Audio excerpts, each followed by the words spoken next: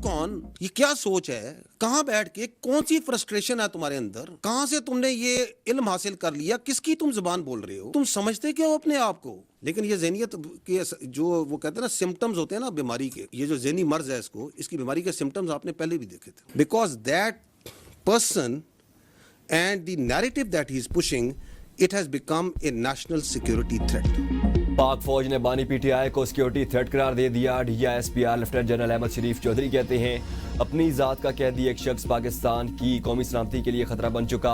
एक बयानिया बनाया जा रहा है कि मैं नहीं तो कुछ नहीं, उसकी ज़ात और उसकी ख्वाहिशात रियासत पाकिस्तान से बढ़कर हैं। तुम हो कौन, तुम्हें क्या परेशानी है, ये किसकी ज़बान बोल रहे हो, तुम अपने आप को क्या समझते हो। क्या उसने जीएचक्यू पर हमला नहीं करवाया था?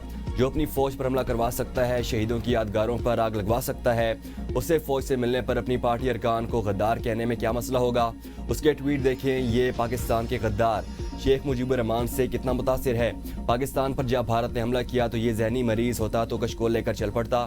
पाकिस्तान में झूठ और फरेब का ये कारोबार मजीद नहीं चलेगा।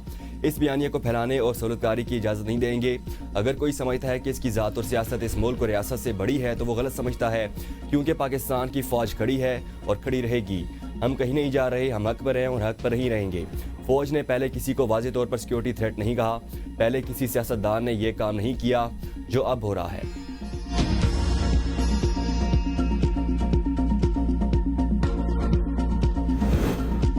फौज के खिलाफ अवाम को भड़काने की इजाज़त नहीं दी जाएगी। मनफी बयानिए का खात्मा वक्त की ज़रूरत है। डीजीआईएसपीआर कहते हैं जेल से पाकिस्तान के खिलाफ बयानिया आ रहा है। ये बयानिया जहनी मरीज देता है। उनका जो एजेंडा है वो दिल्ली से ही आ सकता है। इनके अकाउंट से चलने वाले बयानिए को भारतीय सोशल मीडिया फैलाता है। इनका सबसे ज़्यादा सुलझकार भारत है। भारतीय मीडिया जहनी मरीज का बयानिया क्यों चला रहा है? क्योंकि ये शख्स पाकिस्तान की फ़ौज के खिलाफ बोल रहा है। ये फ़ौज और अवाम के दरमियान दरार डालना चाहता है। ख्वारिश का सुलझकार अफगान मीडिया भी उसका बयानिया फैला रहा है। क्या भारतीय और अफगान मीडिया ये बयानिया मुफ्त में चला रहा है? इनका भारत और अफगानिस्तान के साथ गठजोड़ है। 9-10 मई को पाकिस्तान के खिलाफ जहर उगलने वाले उनका बयानिया क्यों चला रहे हैं? इनकी पार्टी से पूछें तो कहते हैं कि पता नहीं अकाउंट कौन चलाता है।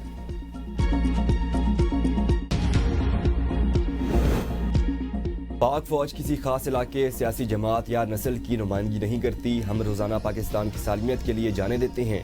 हम किसी का एजेंडा लेकर नहीं चलेंगे। तमाम सियासी जमातों शख्सियात का एहतराम करते हैं। हमें सियासत में मत घसीटें। हिंदुस्तान और पाकिस्तान के दरमियान फ़ौज ढाल बनकर खड़ी है। फितनल ख्वारिश के खिलाफ भी यही फ़ौज खड़ी है।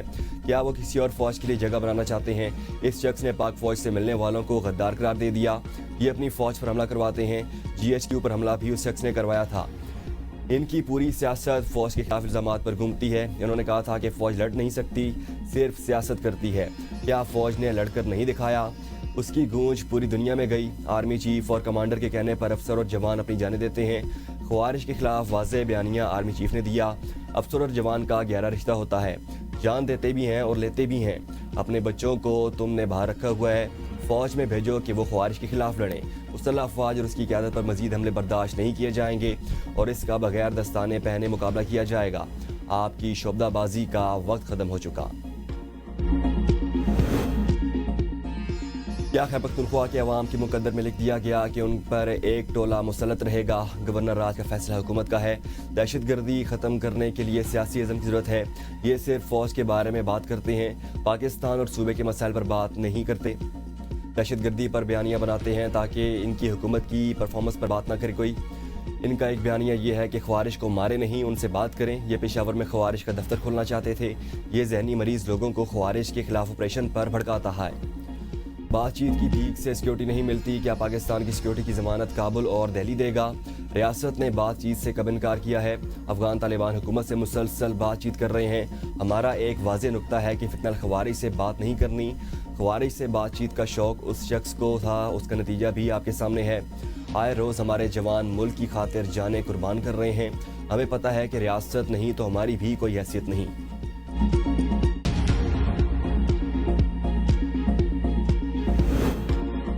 पीटीआई कभी मुल्क दुश्मन नहीं रही, न होगी। रियासती इदारे, सियासी जमातें एक दूसरे को खतरा या जहनी मरीज ना समझें। चेयरमैन पीटीआई बैरिस्टर गौर कहते हैं तनाव ख़त्म करें, ताल्लुकात बेहतर बनाएं। मुल्क तनाव और इंतशार बर्दाश्त नहीं कर सकता। पाकिस्तान सबका है, फ़ौज भी हमारी है। سب کو ایک دوسرے کو تسلیم کرنا اور اعتماد بڑھانا ہوگا. جمہوریت پسند قوتیں تناؤ کم کرنے میں کردار ادا کریں. غیر متعلقہ عناصر پی ٹی آئی اور اداروں کے درمیان تناؤ پیدا نہ کریں. بانی پی ٹی آئی اور بشرا بی بی سے ملاقات کی اجازت ملنی چاہیے. بانی پی ٹی آئی سیاستدانوں سے بات کرنے سے انکار. اسٹیبلشمنٹ سے بات کرنے پر اصرار کرتے ہیں. وزیر دفاع خواجہ آصف کہتے ہیں بانی کی بہن نے بھارتی میڈیا سے جو بات کی وہ تابوت میں آخری کیل ثابت ہوئی. پاکستان اور فوج کے خلاف بیانات کی کبھی پی ٹی آئی نے مذمت نہیں کی. پی ٹی آئی والے کبھی شہداء کے جنازے میں شریک نہیں ہوئے. پی ٹی آئی کے لوگ طالبان کو بھتہ دیتے ہیں. تحریک انصاف دہشت گردی کے خلاف جنگ کی کھلی مخالفت کرتی ہے. فوج پر ہم نے بھی تنقید کی مگر کبھی سرخ لکیر عبور نہیں کی. انڈیا کو انٹرویو نہیں دیا. تحریک انصاف نے دہشت گردی کے خلاف جنگ کو دل سے نہیں اپنایا. پی ٹی آئی نے جو کیا وہ دشمن کرتا ہے. اس کے بعد اسے یہ ہی زبان سننے کو ملے گی. جیل میں بیٹھا شخص فوج اور فوج کے سربراہ کو ٹارگٹ کرتا ہے. وزیر اطلاعات عطا تارڑ کہتے ہیں جیل میں بیٹھے شخص کے لیے پاکستان معنی نہیں رکھتا. اس کی ذات معنی رکھتی ہے. پی ٹی آئی ذہنی مریض اور ریاست کے لیے سیکیورٹی رسک ہے. اس نے ہمیشہ ریاست پر حملہ کیا. بانی کی بہنوں کو شرم سے ڈوب مرنا چاہیے جو بھارتی چینلز پر بات کی. بانی پی ٹی آئی کی جیل کی ملاقاتیں اب نہیں ہو سکتی. جیل کے بعد بہت تماشا لگ گیا. اب یہ نہیں ہوگا. اب اڈیالہ جیل کے باہر آئے تو کارروائی ہوگی. مقدمات درج کیے جائیں گے.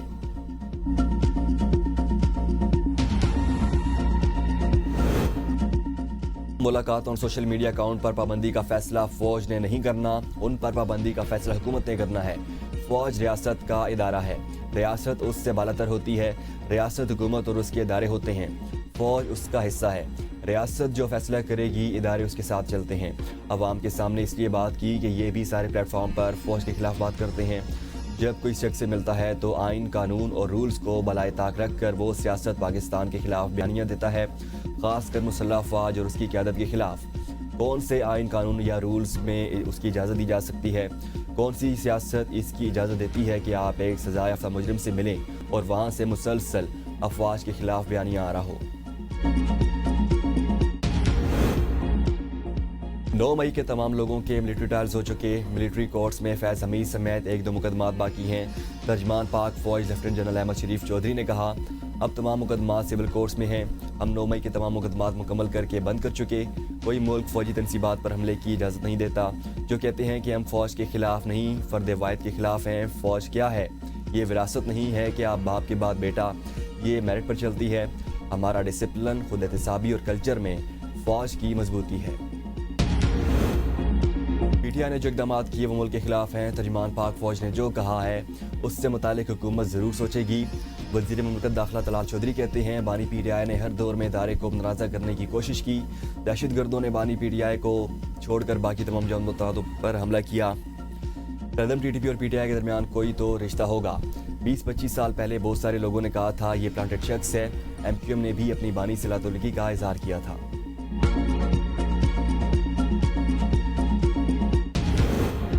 بانی پی ٹی آئی اور ان کی اہلیہ کو قید تنہائی میں رکھا گیا ہے. صوبائی حکومت بھرپور مذمت کرتی ہے. وزیر خیبر پختونخوا سہیل آفریدی کہتے ہیں وفاقی وزراء کا رویہ عوام کو اشتعال دلانے اور جان بوجھ کر حالات خراب کرنے کے مترادف ہے. بانی پی ٹی آئی پورے پاکستان کے لیڈر ہیں. ان کی اہلیہ ایک غیر سیاسی اور باپردہ خاتون ہیں. صوبائی حکومت پہلے ہی گڈ گورننس کا روڈ میپ دے چکی. قومی مالیاتی کمیشن کے اجلاس میں صوبے کا مقدمہ بھرپور انداز میں پیش کیا جائے گا.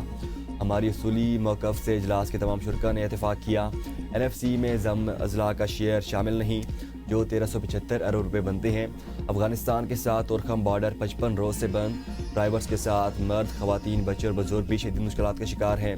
وزیر اعلیٰ کی متاثرین کو کھانے پینے اور تمام ضروری سہولیات فراہم کرنے کی ہدایت. صوبائی حکومت اگر اسی بیانیے پر چلتی ہے تو گورنر راج کے علاوہ کوئی آپشن نہیں.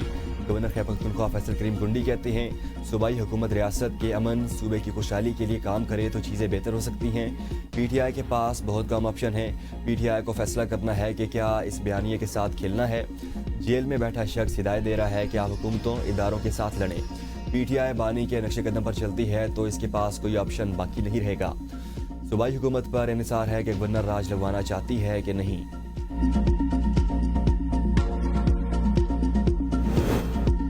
ریاست نے ٹھوک بجا کر جواب دے دیا. یہ افغانستان اور بھارت جا کر سیاست کریں.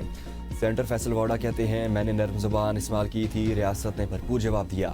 دہلی افغانستان کی زبان بولنے والوں کو پتہ لگ گیا ہوگا، پیر سے ملک ترقی پر گامزن، نیا سورج طلوع ہوگا، دشمنوں کا منہ کالا ہوگا، بانی پی ٹی آئی وہاں تک چلے گئے ہیں جہاں سے واپسی نہیں ہو سکتی، یہ احتعال انگیزی کر کے سیاسی خودکشی کی کوشش کر رہے ہیں، افواج اور پاکستان کے دشمنوں کی صفائی ہونی بہت ضروری ہے، پاک افواج میں پٹھان، سندھی، بلوچ، مہاجر سب ملک کے وفادار ہیں، پی ٹی آئی وہ زبان استعمال کر رہی ہے جو بھارت اور افغانستان کی ہے، پی ٹی آئی چاہتی ہے ملک میں صادم ہو اور ان کو سیاسی شہید کا موقع ملے۔ دہشت گرد کون ہے کون نہیں عوام فیصلہ کرے گی، الزامات لگا کر عوامی حمایت نہیں چھینی جا سکتی، پی ٹی آئی رحمان نہیں مہندر پنجوتا کی ابھی نیوز کے پروگرام ڈیبیٹ ایٹ 8 میں گفتگو، کہا 8 فروری کے انتخابات میں عوام نے بانی پی ٹی آئی کا ساتھ دیا، عوام کی رائے سے یہی طے ہوگا کہ کون ملک کا خیر خواہ ہے، اپنے بیانی کے اثرات پر غور کرنا ہر پارٹی کی ذمہ داری ہے، قانون، جمہوریت اور شفاف انتخابات کے اصول ہمیشہ یاد رکھیں، حکومت کو اپنی پرفارمنس اور موقف واضح کر کے عوام کو مطمئن کرنا چاہیے۔ Field marshal Asim Munir army chief اور چیف آف ڈیفنس فورسز تعینات، وزارت دفاع نے چیف آف ڈیفنس فورسز کی تعیناتی کا نوٹیفیکیشن صدر کی منظوری کے بعد جاری کیا، نوٹیفیکیشن میں کہا گیا ہے کہ فیلڈ مارشل عاصم منیر کو آئندہ 5 سال کے لیے چیف آف ڈیفنس تعینات کیا گیا ہے، سید عاصم منیر 5 سال چیف آف آرمی سٹاف بھی رہیں گے، ایئر چیف مارشل کی مدت ملازمت میں توسیع کا نوٹیفیکیشن بھی جاری، نوٹیفیکیشن کے مطابق فضائیہ کے سربراہ air chief marshal Zaheer Ahmed Babar Sidhu کی مدت ملازمت میں 2 سال کی توسیع 19 مارچ 2026 سے شروع ہوگی، صدر کا چیف آف ڈیفنس فورسز اور ایئر چیف مارشل کے لیے نیک خواہشات کا اظہار، ایوان صدر میں صحافیوں سے غیر رسمی گفتگو میں فیلڈ مارشل عاصم منیر نے کہا سب کچھ ٹھیک اور آپ کے سامنے ہے، چیزیں بہتری کی طرف جا رہی ہیں، پاکستان یہاں سے اب اونچی اڑان کی طرف جائے گا۔